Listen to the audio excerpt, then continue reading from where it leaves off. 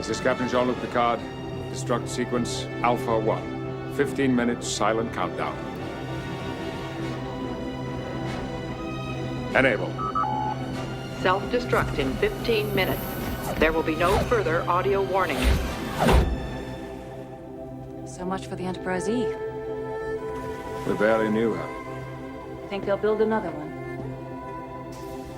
Plenty of letters left at the alphabet. To help break this alphabet code? This Alphabet Flex. It can't be our alphabet. Take it easy, I'm new at this. What, the alphabet?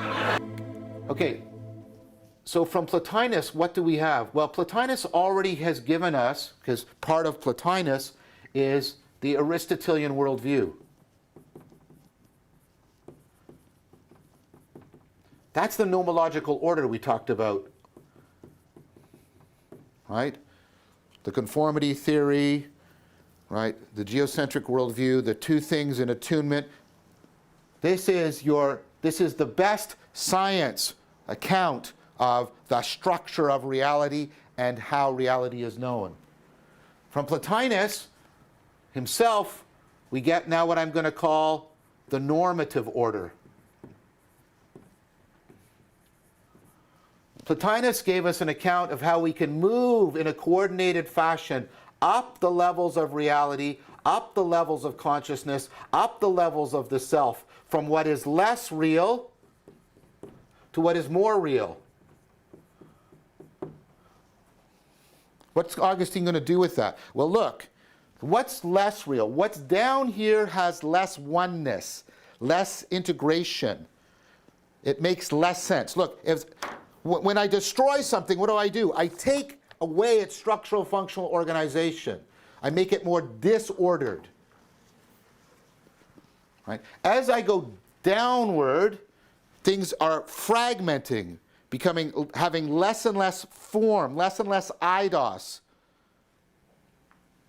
They're less and less intelligible. They're less and less understandable. This becomes more and more pure chaos.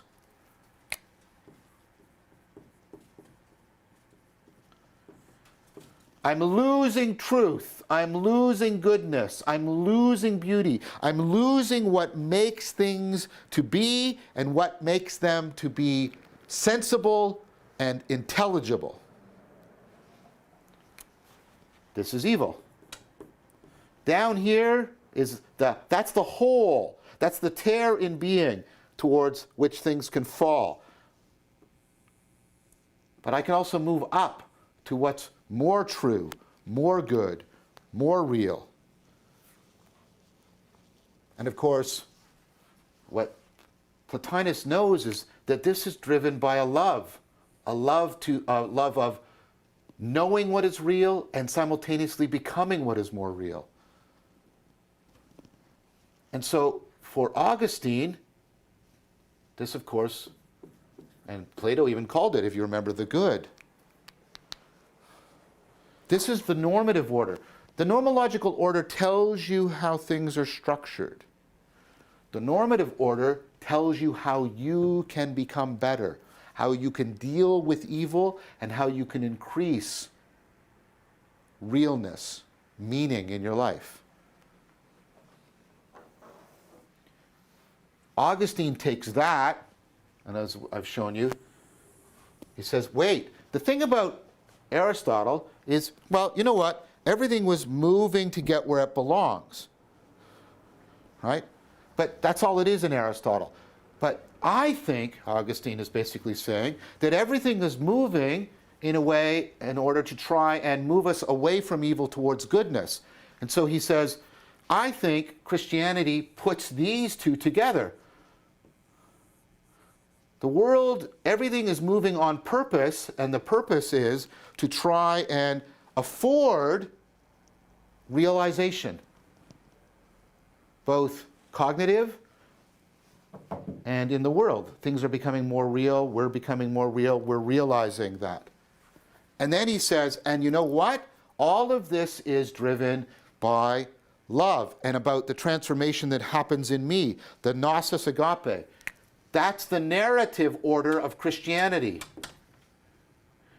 There's this great narrative. There's this great story about the course of history.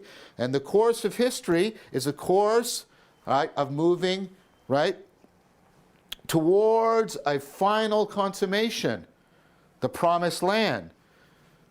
And that is the history of God's love, of God's agape, of God intervening and creating the open future. But that agape isn't just a historical force, it's also a normative force in me. It's also leading me upward towards the good. What Augustine does is he says, Christianity can put all of these things together. The world is organized this way so that it moves through history this way so that all of us can self-transcend this way.